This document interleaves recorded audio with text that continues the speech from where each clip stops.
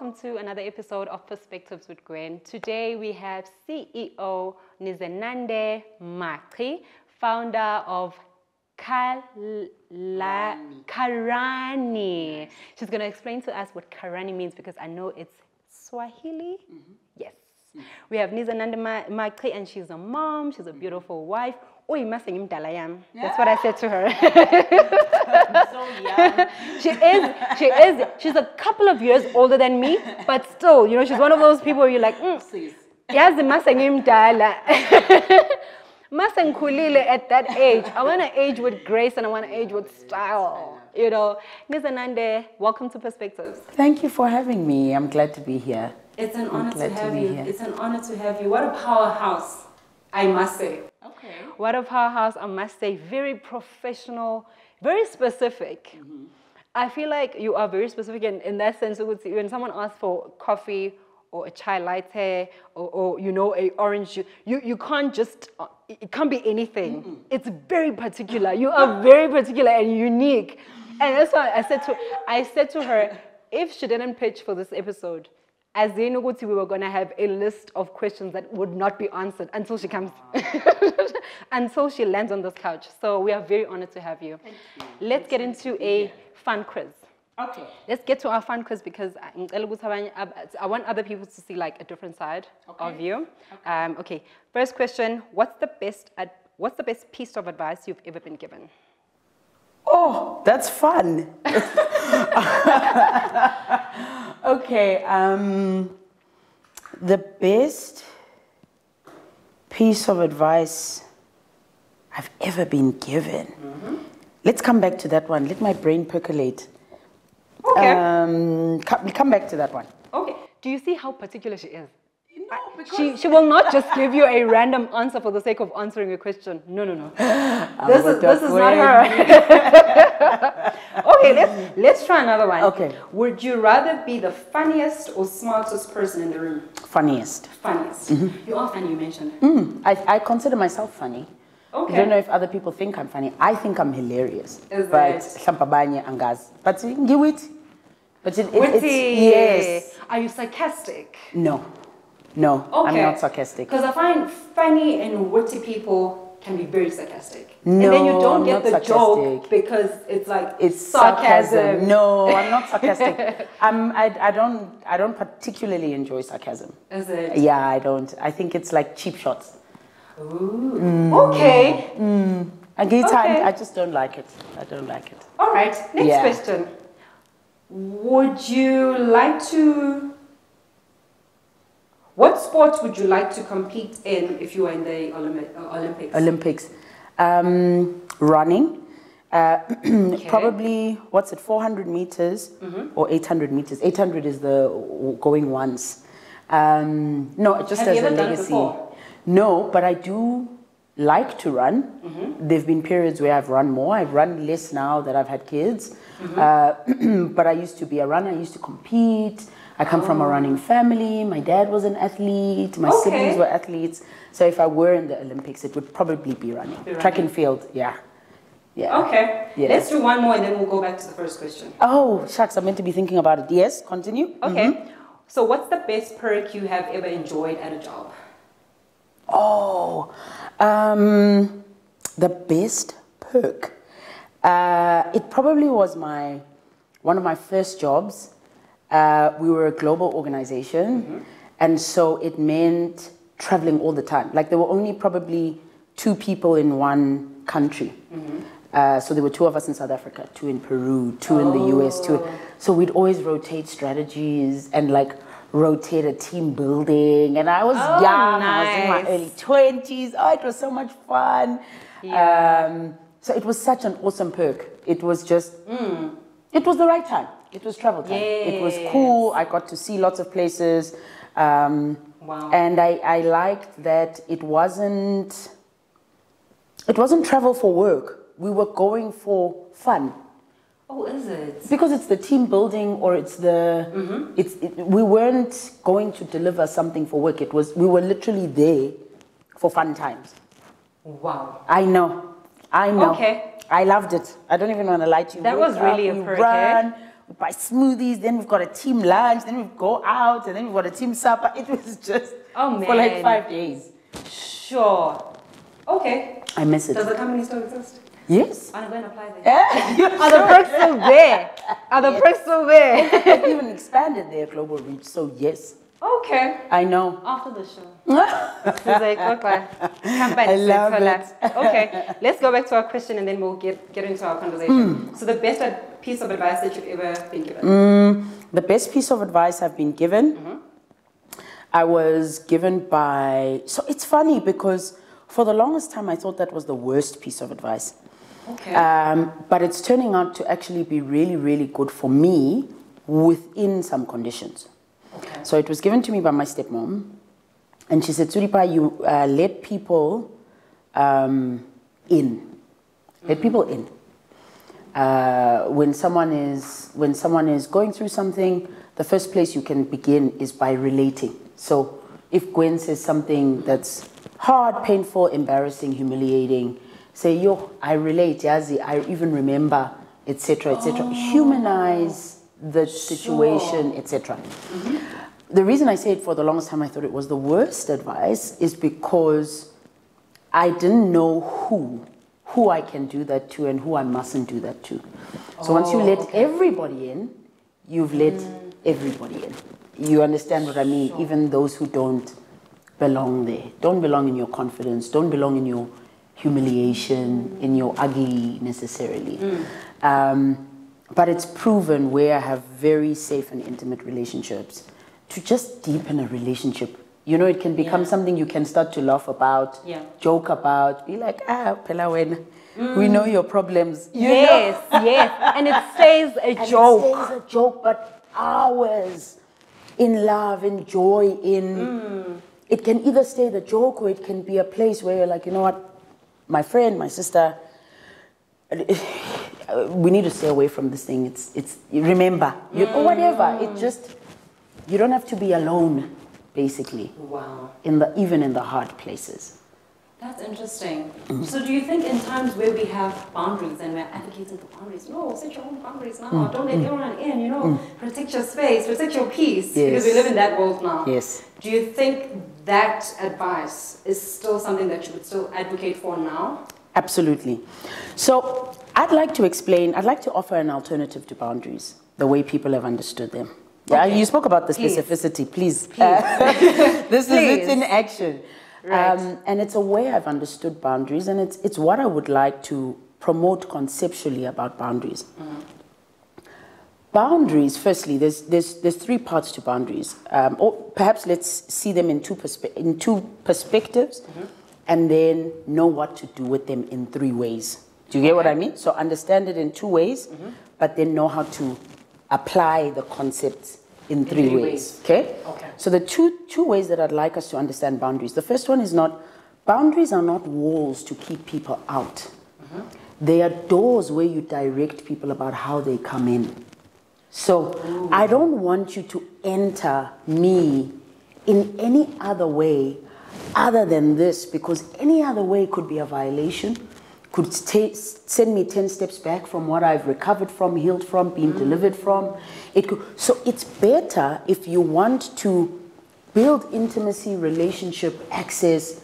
Here is the front door.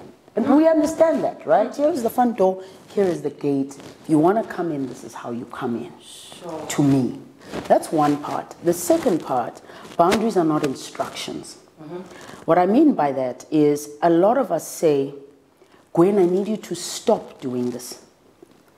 Gwen, stop doing this. That's an instruction. Whatever it might be. My friend, I don't like it when you gossip about me. I need you to stop gossiping. That's an instruction. Who does it? You do it. A boundary is, if you continue to gossip about me, I am going to leave. That's a boundary. A boundary is the action you take, not somebody else takes, for your own whatever. You know the reasons. Again, the same way it's a door. You know why I can't. There are people maybe who can, let's say gossip is an easy one for women, you know, who can live, and it's nice. I have employees who are like, oh, I like a good piece of gossip with some tea and whatever. There are some who it's like, yo, it's too harsh, it's too harmful, it hurts, it breaks away relationships, it breaks down relationships. So it's on me maybe to leave, whatever. We are different as people. But a boundary is the action I take for my own wellness, for the preservation of the well-being of also my humanity, in an instance where you are the one that your actions are stripping me of it. So with that in mind, I think then the difficulty about boundaries is a lot of us struggle to communicate boundaries, which is step one, the 3 parts now. You have to communicate a boundary. I have to say to you, Gwen, I've seen that you have a tendency of speaking poorly about people. I don't like it, my friend. I don't like what it does to me, and I don't appreciate it. If you continue to do this more than once, I'm going to have to walk away, even if I don't want to, right? And then you enforce the boundary. So you communicate the boundary, then you enforce it. If it happens, do walk away. And then you maintain it. Keep away for as long as the behavior hasn't been changed. Mara, would not my friend say, I think you're being too harsh? That's okay. Sure. She's allowed to think you are being too harsh. That's what she thinks. Yo, I can see you get it. She's allowed to be hurt. Let's simplify it. For me, it's like parenting. It's where I understand boundaries the most, and I understand them because there is a lot of love in that, right? As a parent, if I know that bedtime is 7 o'clock, it's very difficult to rest on my child self-regulating for bedtime. They are too young. It's not go to sleep, switch off that TV. We tend to parent that way with instructions. Versus when I parent with boundaries, it's in 10 minutes, it's bedtime. I'm going to switch off the TV. I'm going to switch it off. They cry, absolutely.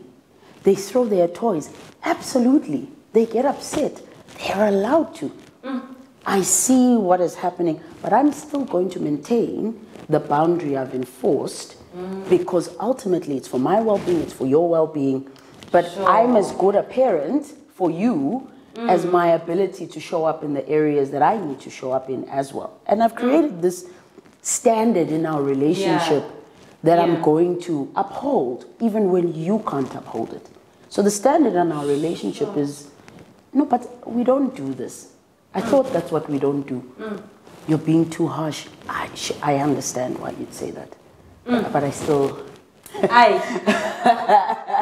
I still kind of have to go. Sure. Or whatever. I mean, I'm not a big advocate of just leave. I don't miss it. But whatever it is that needs to be enforced is the thing that needs to be enforced. And that's why I say it's how you enter. I think we are all going through so much, and a lot of us are trying. We're trying by all means to be people we like and people that we can love.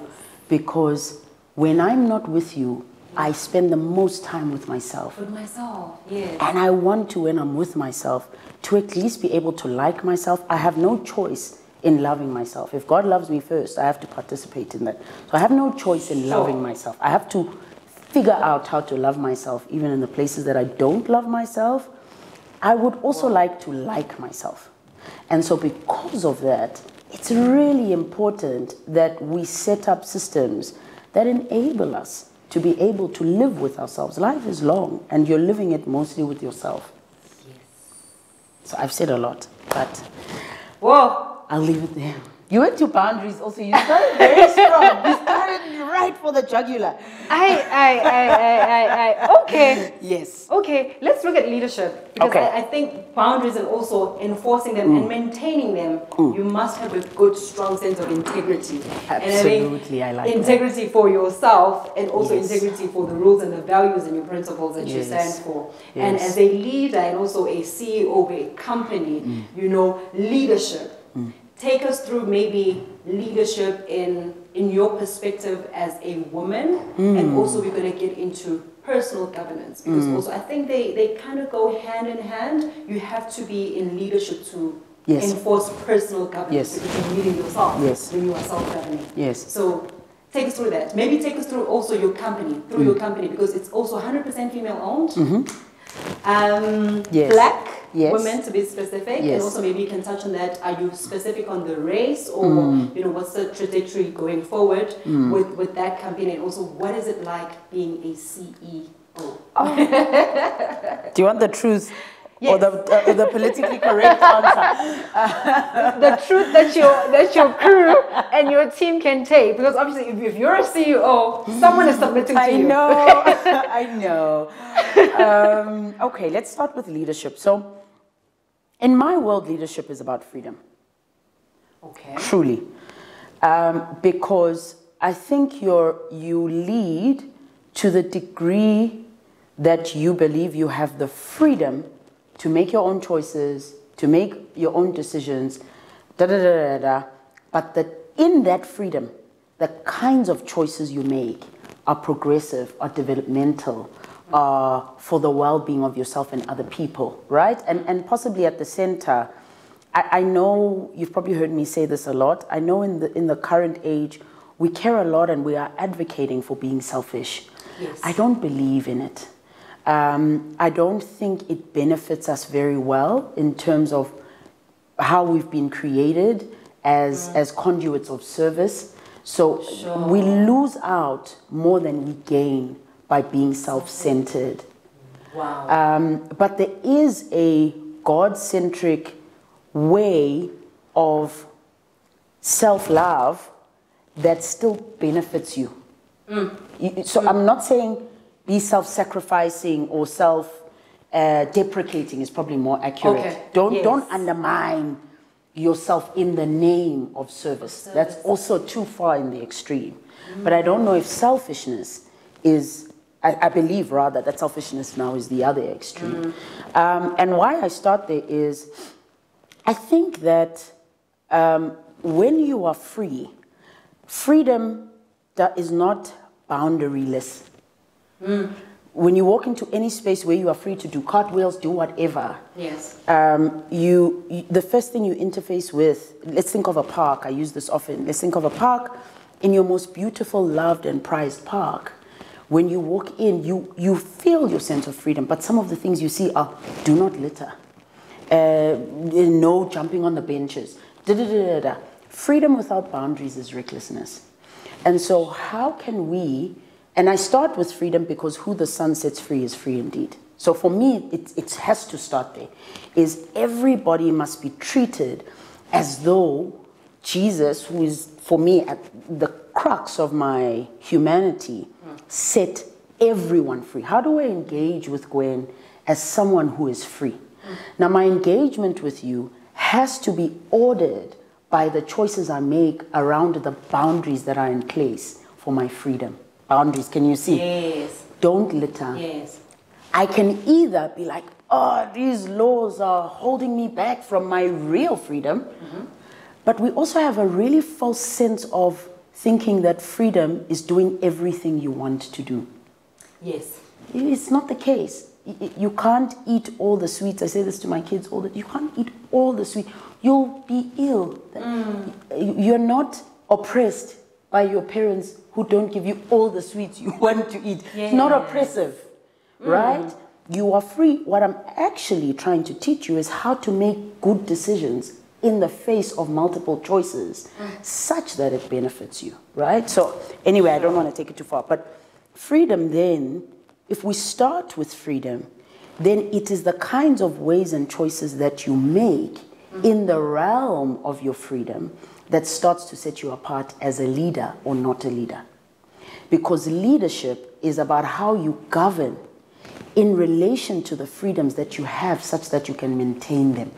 You don't want to govern and find yourself unable to maintain the freedom that you've been given.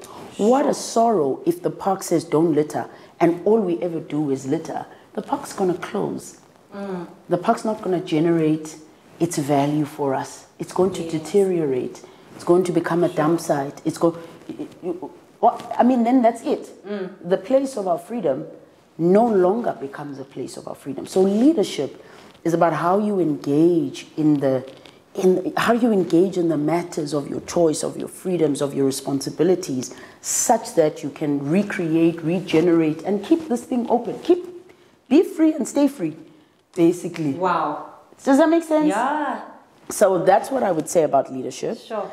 And that's why then I started Karani. So I believe my primary aim in life is to live free, or live in the freedom that God has given me. Freedom of thought, freedom of speech, freedoms. I'm free. So I am free. I'm not working. I'm free. I was set free. The cross freed me. So you can't treat me. I'm free. I am free. How then do I live in that freedom? How do I roam around in that freedom in a manner that maintains it? But Karani specifically was about the intellectually, creatively, and financially. How do we lead African people to enjoy, endure, sometimes preserve, multiply their intellectual, creative, and financial freedoms? And it has to start with the mind. It has to start with the ways that you think, the ways that you posture yourself, the ways that you maneuver life. And the bias towards Black Africans, and I'm very unapologetic about it, is because we have a very concrete history of being oppressed. Yes. It's not rocket science for me. Yes. In Zulu, it's real. It happened. It is. It happened. It just is. It happened. Yes. I like that. Right? We all know it. It's not a secret. Yes. I'm not being offensive or political. No. In Zulu, I'd say isimu. It was like this. Yes. Right? So let's start at the heart of the people I perceive struggle the most conceptually with freedom. Because I relate as a representative body also with those people. So that's what it's meant for me, and why the Black African. Can we do we do other races? Do we participate? Absolutely, because who the sun sets free is free indeed. But how we engage has to be equitable. It has to be honest, and it has to be vulnerable. Yes. Race and race relations is at the core also of leadership development in this current dispensation. Gender is also starting to become very, very relevant. Yes. Religion and religiosity is starting to become. So at the end of the day, you take anything that has the potential to threaten your ability to maintain your freedoms, and you must work it out. So you just work it out, figure it out. So perhaps to qualify, me saying it's about Black Africans is as a group, my primary, in crude terms, I would say target, but it's not exclusionary of everybody, but it's with boundaries. I love that. You understand? I love that. Because our realities are so fundamentally different. Yes. That's why. That's it. And we must work with it in that way. All right. Mr. once mentioned something. He said we should stop expecting a Messiah, in the sense that no specific one person is coming to save all of us from our problems. Maybe in a spiritual sense you can say, okay, Christ came and he did that. Yes. But I think he meant it in the sense that we cannot expect our president to be the one who's going to solve all of our problems. So we all have a personal responsibility to change the situations that we are in. And I think that's where personal governance comes in. And I would like you to maybe specifically share your perspective on how personal governance can help us maybe to resolve our issues as a family, as a community, as a system, instead of maybe pointing at one man and saying, but this and this is not resolved. What are we doing as individuals with the ability and the capacity that we have to be free and exercise our freedom? Yo, Gwen, your questions are hard and they're integrated. No! They are intense, you know, which, I mean, I like it. Intense questions for intense, deep people, especially reserved for you. I'm like, wow, okay. So where I would start with self-governance, you think of governance again as the rules, regulations, laws, guidelines, however you choose to put it, that you put in place to either reach something, preserve something. It's stewardship, largely, because stewardship is about maintenance, it's about utilization, and it's about I've forgotten the third one, which I shouldn't, because in my household we set our budget up in these three buckets. But if you are to set rules to help regulate you, why must they regulate you? They must regulate you because either of where you're going and what you're trying to achieve, who you are trying to be or become. And so I think I start at vision. If you've heard me talk, I talk a lot about vision. You have to have a vision. The challenge with, let me even start in the way you started your question. It's very difficult to reconcile with ourselves that I am the solution for my life. I've been birthed so that I've got something to give, and I need to discover that pretty quickly. I would advise people, don't wait until you're 50 to understand, or 60, or it's not necessary. Sure. You can learn it pretty early, so you can participate in what God's trying to establish through you. You can learn it early enough. He pre-purposed you. So the sooner you can understand what He's purposed through you, the more you can participate in establishing it. You can become, notwithstanding, I mean, who am I, Lord? Notwithstanding our struggles as human beings, right? And so that is probably the place I would start, or the one place I would start with that challenges us to perceive our agency, because it's going to require you to then understand that it's me who's got something to do and give. It's not someone else who's got to do it for me, right? And once you start there, then you have, and you pray and you understand what that vision is. Because every vision, I take it literally again, is God ordained. Because I can't understand how our brains can conceptualize things that we are not surrounded by. It has to be, it has to come from heaven. It has to be not something we've perceived. You understand? It can't be birthed from matter. It's operating in a realm that we are not in, right? And that's why, again, my people perish for lack of vision. It's vision that makes us perish. What's the thing that is perishing? The thing is, it's something that is ripening to no end. When your avocado perishes, it is maturing and maturing and maturing and maturing. For what? Ideally, it must mature to be on a sandwich, or it must mature to be in a salad. It must be put to use. So with you in your maturing, Gwen, if you have no vision, where are we meant to be putting you to use? It's like a dog chasing its tail. So the sooner you can plug in to what God's vision is, call it your vision, it's fine. Then the better you can start to understand, okay, if the vision is for me to participate in establishing the kingdom of heaven in this way, very quickly it happens almost autonomously and automatically, that you start to be like, oh, I know, not this. Or not that. Yes. Or this, not that. Not that. Not this, not that. And then, that's why you need discipline. We think that a lot of what gets us to realizing our vision is motivation and enthusiasm. It's not. It's character. It's your ability to show up regardless. There's a lot I show up for that I'm completely unmotivated for. I don't have good feelings about it. I don't have bad ones, but I'm not like, this is gonna be the most. I feel like a boss lady. No. Yeah. I'm showing up because I understand how it's part and parcel to getting me to realize the vision that I have. And so for example, I've started waking up early. I used to wake up early before I had kids. It was difficult. But more and more, it's been on my heart that, you know what, to accomplish half of the things that you need to accomplish, wake up early. So that was my thinking.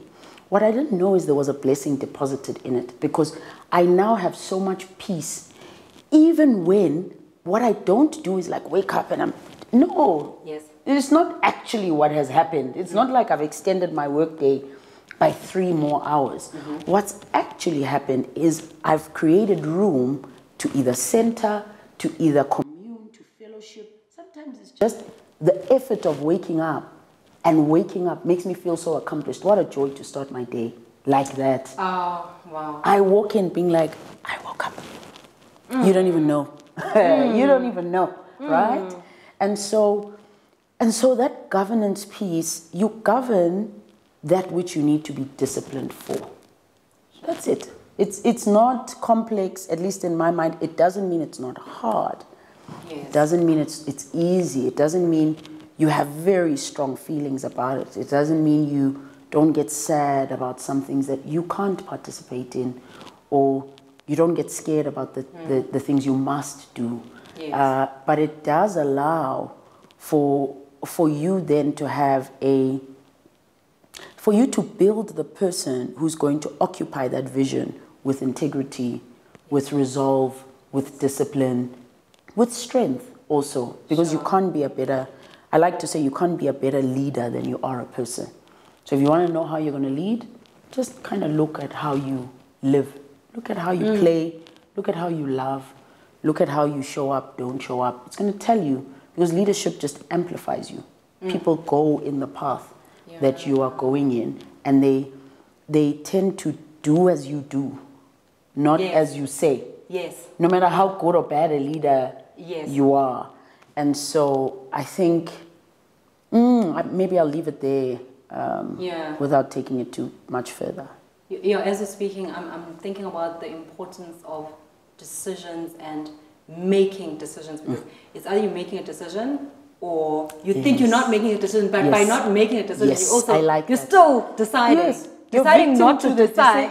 Deciding not to decide. You have decided still. Yes. So I think as you're speaking, I'm realizing the importance of keeping your head strong in the decisions that you're making, and being aware that I'm making a decision either way. Yes. When I'm deciding to be a leader and deciding not to be a leader, I'm still deciding. When I'm deciding to self-govern or not self-govern, I'm deciding anyway. You've got it. You know, so I'm still governing either way. It's just the quality of governance.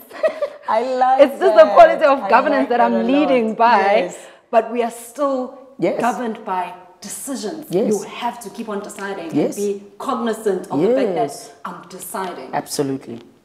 Absolutely. Do you think you are do you consider yourself to be an alpha female? And also, do you think alpha females make better leaders? I love this question. I was waiting for this question. So, in all my complexity, I can see why someone would think I am an alpha female. I don't believe in alpha females. Okay. And therefore I don't consider myself an alpha female. But I can understand why I would be perceived to be such. Yes. My understanding of the concept of an alpha human is a human who is able to go and perhaps we don't talk about alpha humans, we talk about alpha males. We're borrowing from a term that is coming from describing a certain kind of man.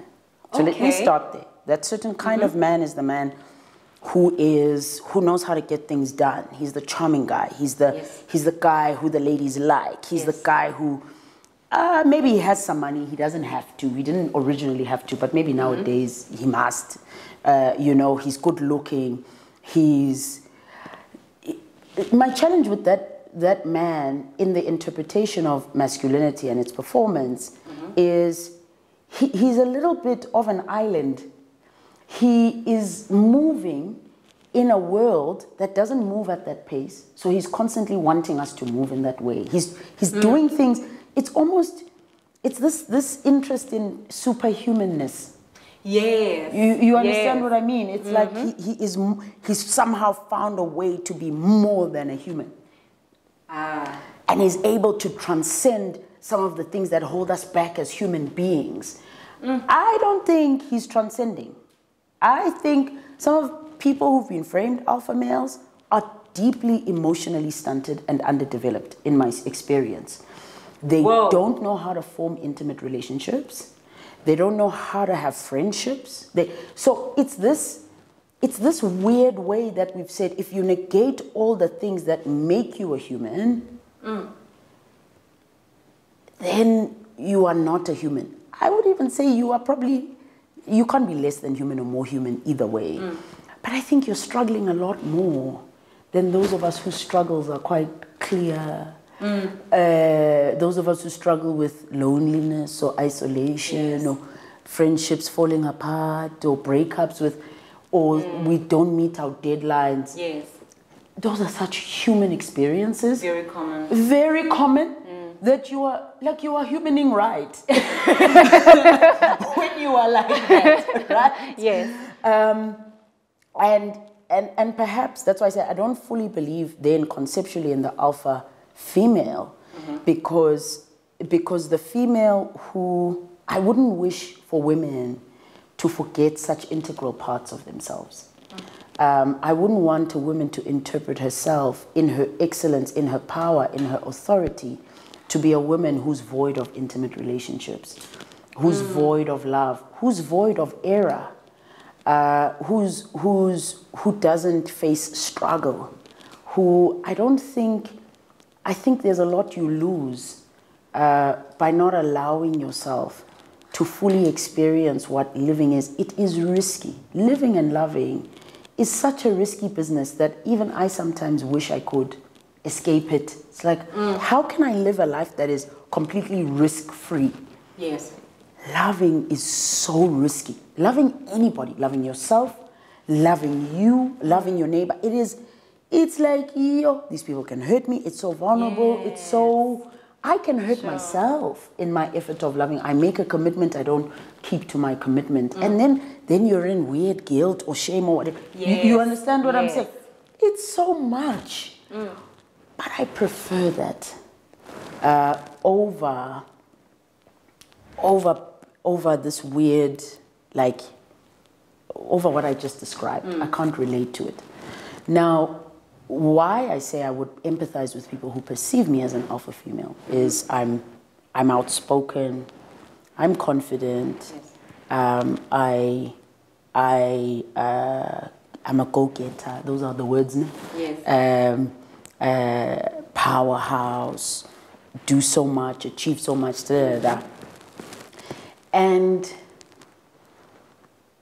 I would like to attribute those things firstly to starting early in one way or another, because I had clarity very early about what God was trying to establish through me. So it's not because I'm exceptional. It's because, do you understand? It's because I knew. That's why a lot of the women or people we celebrate them when they're much older, because they meandered life with no clarity, and then it came. Oh, the best advice actually was something I heard young when I just got saved. They said a lot of people think that wisdom is about time, is a function of time. But wisdom is a function of time spent with God. And that has helped me so much, because I took it literally, because I heard it when I was young. And I thought, if all I have to do is spend time with God, then that's all I'm going to do. Yes. For me to be wise, I like that girl who was brave then, to make those kinds of very unpopular decisions. Yes.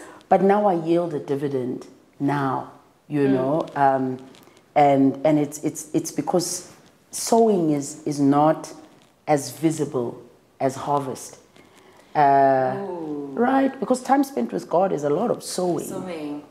It's a lot in private. It's a lot of prayer. It's a lot of crying. It's a lot of letting go. It's a lot of surrender. That's actually how you sow in the kingdom. Sure. And then God has a tendency of when we ask in private, He answers us in public. Sometimes I wish it wasn't the case, because it's not necessarily my inclination, but I learned to accept it. He says it specifically because He knows He uses it as a tool to bring. Let your light shine before men so that they may. He knows it's a recruitment drive. It's His recruitment tool. Right? So I'm like, okay, I wish you didn't recruit this way, but this is how you recruit. Yes. Is when we shine our light, you're right. And then we just see the light, but asazi what it took for the light to come out. For the light to come out. Sure. So I prefer, I'm deeply human. I prefer that possibly the quality of my humanity is one I like. I accept it. I prefer myself this way. I don't prefer the person who used to strive. I prefer the person who's trying to figure out how to live life in its difficulty and its complexity. Sure. That's actually what happens behind the light that shines before men. You understand what I mean? There's a lot. That's the human being, and I don't think anyone should be an alpha female conceptually. I think it's enough to be a human. God said it's enough. It's enough to be human. God said it's enough. This is this. What lets us down is sin. He'll reconcile it for us when Jesus comes. But being the human in spirit is enough. And let's spend more time discovering the joy of being the human. He says, he even solves it. He says we share in Christ's suffering so that we can share in the resurrection. If you don't go with the hard parts of it, it's very difficult to savor the very, very good parts of it. You can't talk about conquering without conquering. You can't talk about victory without victory. Yeah? Yes, and you can't have victory without the struggles. You know, it's you can't negotiate living without the complexity of life. Of life. In it. You know. Sure.